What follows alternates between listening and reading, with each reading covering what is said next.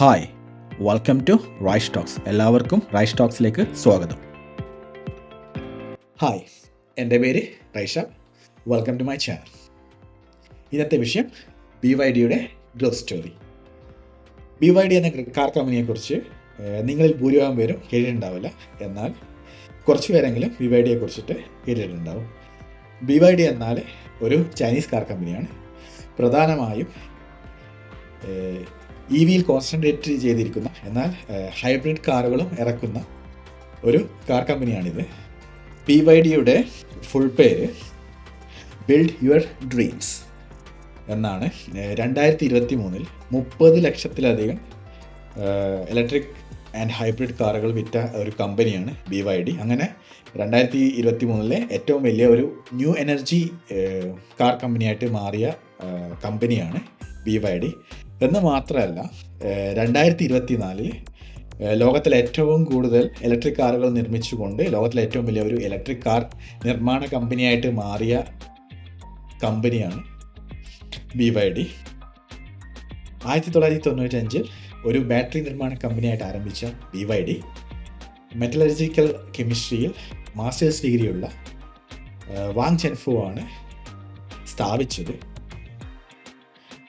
മോട്ടറോളയ്ക്കും നോക്കിയയ്ക്കും battery നിർമ്മിക്കുന്ന company ആരംഭിച്ച ഈ കമ്പനി ഒരു ഓട്ടോമൊബൈൽ കമ്പനിയെ ഏറ്റെടുത്തുകൊണ്ടാണ് 2005 പെട്രോൾ കാറായ BYD F3 ഇറക്കിക്കൊണ്ടാണ് കാർ വിപണിയിൽ പ്രവേശിച്ചത്. 2008 അവർ ആദ്യമായിട്ട് ഒരു ഹൈബ്രിഡ് കാർ ഇറക്കുന്നത്. ആ വർഷം തന്നെയാണ് വാറൻ ബഫറ്റിൻ്റെ ബെർക്ക്ഷയർ ഹാത്വേ BYDയുടെ 10% ഷെയർ കരസ്ഥമാക്കുന്നത്. വാറൻ ബഫറ്റ് BYDയെ കുറിച്ച് പറഞ്ഞത് ഇതാണ്. അദ്ദേഹത്തിന് BYDയുടെ ടെക്നോളജിയെക്കുറിച്ചോ അതുപോലെ തന്നെ ചൈനീസ് മാർക്കറ്റിനെ കുറിച്ചോ ഒന്നും കാര്യമായിട്ട് അറിയില്ല. എന്നാൽ അദ്ദേഹത്തിന് BYDയുടെ സ്ഥാപകനായ വാങ് ചെൻഫുവിനെ വളരെയധികം വിശ്വാസമാണ്. 2010 BYDയുടെ ഫുള്ളി ഇലക്ട്രിക് കാറായ E6 ഇറങ്ങുന്നത്. 2018-19 കാലഘട്ടം വരെ BYDയുടെ പെർഫോമൻസ് ഒരു ആവറേജ് പെർഫോമൻസ് മാത്രമായിരുന്നു. എന്നാൽ 2020 ജർമ്മൻ കാർ ഡിസൈനേഴ്സിൻ്റെ ഡിസൈനുകളായിട്ടുള്ള കാറുകൾ ഇറക്കിക്കൊണ്ടാണ് BYD ഒരു കുതിപ്പ് ആരംഭിച്ചത്. 2022 പെട്രോൾ കാറുകൾ ഇറക്കുന്നത് പൂർണ്ണമായും നിർത്തിയ BYD പിന്നീട് ഇലക്ട്രിക് കാർ നിർമ്മാണത്തിലും ഹൈബ്രിഡ് കാർ നിർമ്മാണത്തിലും ഒരു കുതിപ്പ് തന്നെ നടത്തി. സ്വന്തമായിട്ട് തന്നെ കാർ ബാറ്ററി നിർമ്മിക്കുന്നത് കൊണ്ട് കാർ ബാറ്ററി ടെക്നോളജിയിലും ഒരു വലിയ കുതിപ്പ് തന്നെ ആണ് BYD നടത്തിയത്. BYDയുടെ 2020 ഇറക്കിയ ബ്ലേഡ് ബാറ്ററി വളരെയധികം ഹൈ എനർജി ഡെൻസിറ്റിയുള്ള ബാറ്ററിയാണ്. മാത്രമല്ല അത് വളരെ സേഫ്റ്റിയുള്ള ഒരു ബാറ്ററിയാണ്.